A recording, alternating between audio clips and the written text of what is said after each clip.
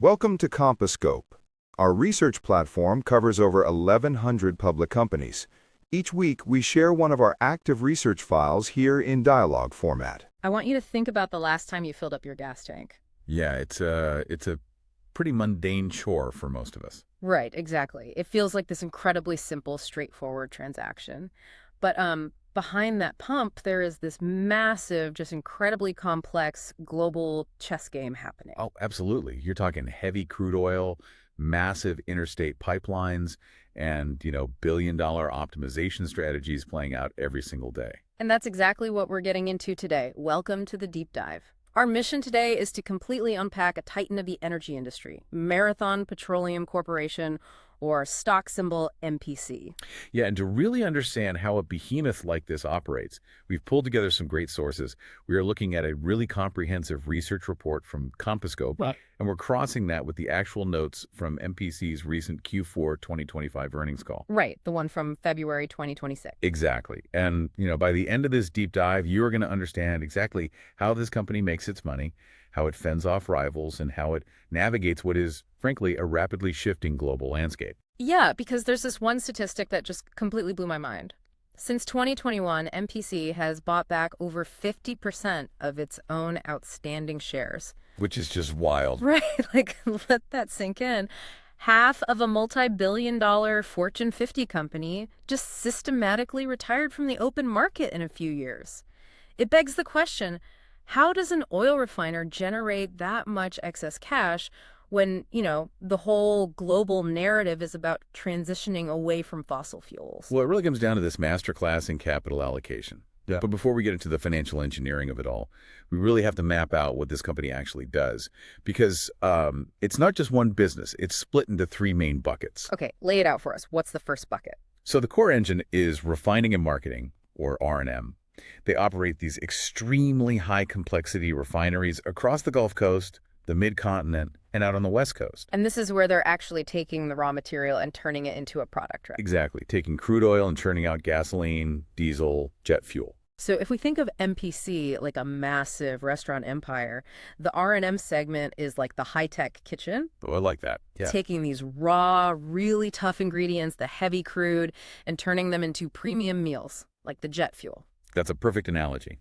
And so if R&M is the kitchen, then the second bucket, their midstream business, is the massive fleet of delivery trucks and the whole supply chain. Okay. And they run this mostly through MPLX, right? Yes, MPLX LP, that's their infrastructure arm. Yeah. They handle gathering, processing, and transporting natural gas and natural gas liquids. And the scale here is just staggering.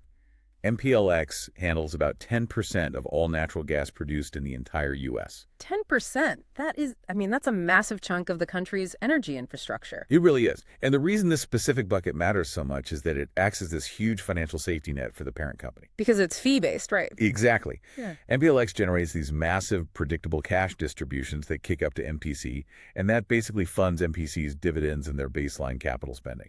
Okay, so that's the kitchen and the delivery trucks. What's the third bucket? Oh, third is renewables. They converted facilities in Dickinson, and they have this joint venture with Neste in Martinez, California. To make renewable diesel. Right. Over 900 million gallons of renewable diesel a year. So sticking with the restaurant analogy, that's like the trendy new plant-based menu they are aggressively testing out to hedge against changing consumer tastes. Exactly. So that's the blueprint of the empire. But to understand how they generate enough cash to buy back half their stock, we have to look at the competitive moat, because they are up against some heavy hitters. Right. You've got Valero, Phillips 66, plus smaller guys like HF Sinclair and PBF. Yeah, and Valero has a massive lead in renewable diesel. Phillips 66 has this hugely profitable chemicals joint venture.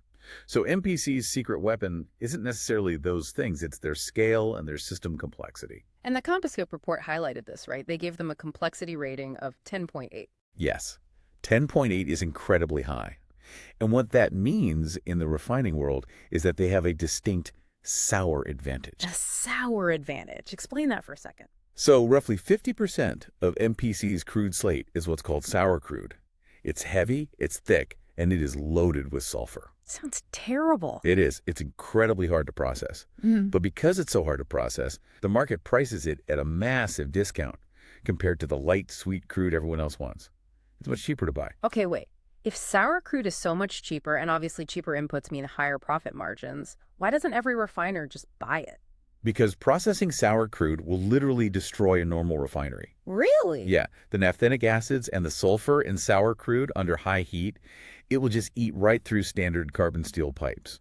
To process it safely, you need exotic metallurgy. Like what? High nickel alloys, specialized stainless steel cladding throughout the entire facility. Plus, you need these massive multi-billion-dollar coking units to bake the sludge at the bottom of the barrel into something usable. Oh, wow. So that 10.8 complexity rating isn't just a number. It represents billions and billions of dollars of specialized equipment that acts as this huge barrier to entry. Exactly. A smaller competitor can't just wake up tomorrow and just decide to copy this strategy.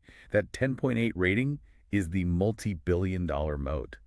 And when you combine that cheap, sour crude advantage with the steady cash flow from the MPLX midstream arm, you get this massive cash engine. Okay, so they have the moat, they have the cash engine, but any company has to figure out how to grow. And this is where it gets tricky for a refiner, right? Because the whole world is talking about the energy transition. Right. You are not going to see MPC building a giant brand new greenfield refinery today. Because it would take decades to pay off. Exactly. So their playbook, according to the Compasscope report, is extreme optimization and strict capital discipline. They have a rule: they only greenlight refining projects with the targeted return of 25% or higher. 25%, that is a really high hurdle rate. It is. So instead of new refineries, they do these highly targeted debottlenecking projects, like the Q4 earnings call talked about the Garyville feedstock optimization project. Right, where they're spending, what, $110 million in 2026? Yeah, just $110 million, which is pennies in the refining world, to add 30,000 barrels a day of throughput. Plus, they have another project there to squeeze out more export premium gasoline. So they are just finding the choke points in their existing system and opening them up. Precisely. Now, while R&M is playing this game of inches, the midstream side, MPLX, is where the big money is going. They are investing $2.4 billion right now. Mostly into natural gas infrastructure, right? Yeah, gathering and processing in the Permian and Marcellus basins. They are targeting mid-teens returns there and forecasting a 12.5% annual distribution growth rate. Okay, so that brings us back to the share buybacks, because they sold off their Speedway gas station business a few years ago for $17.2 billion. Right, a huge windfall. And buying back over 50% of your own company with that cash and the free cash flow, it's just wild. It's like buying out half the partners in a business, so the remaining partners get a massive double slice of the pie without the actual business itself having to double in size. That's exactly how it works. And again, this is why the MPLX cash flow is so crucial. The midstream pipeline distributions cover the regular dividends to shareholders and the capital expenditures. So the refining cash flow doesn't have to cover the boring stuff. Right. It frees up almost all of the refining free cash flow to just go straight into buying back stock. It artificially boosts the per share metrics in a massive way. Okay, this optimization and buyback machine sounds literally unstoppable on paper, but we live in the real world, things break. What are the speed bumps? What keeps MPC's management up at night? The execution risk is the big one. To make this work, they run these complex refineries incredibly hot. In 2025, they ran at 94 to 95% utilization. Which means there's zero slack in the system. None. If you're running at 95% and a freak weather event hits the Gulf Coast, or there's an unplanned outage because a compressor blows, you can't just ramp up another unit to cover the loss. The financial hit goes straight to the bottom line. Wow. And then there's the human element, right? Yeah. Because running these facilities takes a highly skilled workforce. The report mentioned ongoing labor relations with the U.S. Steelworkers Union. Yeah, this is a really delicate area.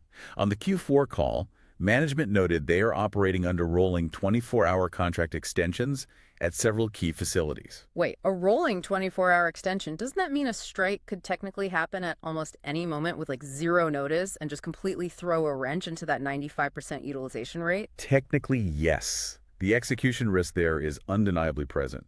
But, we should note that management framed this in a positive light on the call. How so? They view the fact that they're getting these rolling extensions as a sign of open, ongoing dialogue. It means both sides are still at the table actively talking, rather than it being an imminent collapse in negotiations. Right, okay, so labor is a persistent risk. What about regulatory risks? They have a huge footprint in California. Oh, California is a massive regulatory speed bump. Their carbon pricing and low-carbon fuel standards are incredibly strict. And even their renewable segment, the Martinez joint venture we talked about, that has its own execution risks. Because it relies on all that used cooking oil and animal fats. Exactly. Sourcing that feedstock is a complex, volatile supply chain, and the profitability of that renewable diesel relies heavily on the prices of low-carbon regulatory credits. If the market for those credits crashes, their profit margin evaporates. So there's a lot of plates spinning here. You've got 95% utilization, labor negotiations, California regulations, volatile renewable supply chains. But despite all those risks, let's look at the actual scoreboard. Right, the Q4 2025 earnings call from February. Yeah, they absolutely crushed it. Adjusted EPS of $4.07 for the quarter and a massive $12 billion in adjusted EBITDA for the whole year. Yeah, $12 billion is a mountain of cash. But the metric that really stood out was their margin capture in Q4. They hit an incredible 114% margin capture. 114%. So they made more margin than the benchmark indicators said they should have? Exactly. They outperformed the market. And a big reason for that was high utilization, but also the diesel to jet spread. That turned into a massive tailwind for them. Okay, but there was another really interesting dynamic that analysts keyed in on during the Q&A of that call, the Venezuelan crude situation. This is a perfect example of their 10.8 complexity rating in action. Right. So Venezuelan heavy crude started entering the U.S. Gulf Coast market, and MPC bought 2 cargoes of it. Now, to me, if a bunch of new heavy crude suddenly floods into the Gulf Coast market, wouldn't that tank oil prices and hurt energy companies? Well, it hurts oil producers. But remember, MPC is an oil refiner. This is a huge distinction. Right. They buy the crude, they don't drill for it. Exactly. So when heavy Venezuelan crude floods the market, there's suddenly too much supply of that specific type of oil. So the price for it drops. The differential between heavy sour crude and light sweet crude widens. Oh, I see. So MPC's raw material costs absolutely plummet. Yes, their input costs drop like a rock, but the price they sell the finished gasoline and jet fuel for stays strong, so their profit margins just explode. Now, they did say they aren't fully reliant on Venezuelan crude because they have a global sourcing network, but they are perfectly positioned to swoop in and buy it when it gets cheap. Wow. And the call mentioned a similar thing happening up north, right? With Western Canadian Select. Yeah, WCS. Heavy Canadian crude differentials widened by $1 to $2 a barrel just because of pipeline apportionment issues in Canada.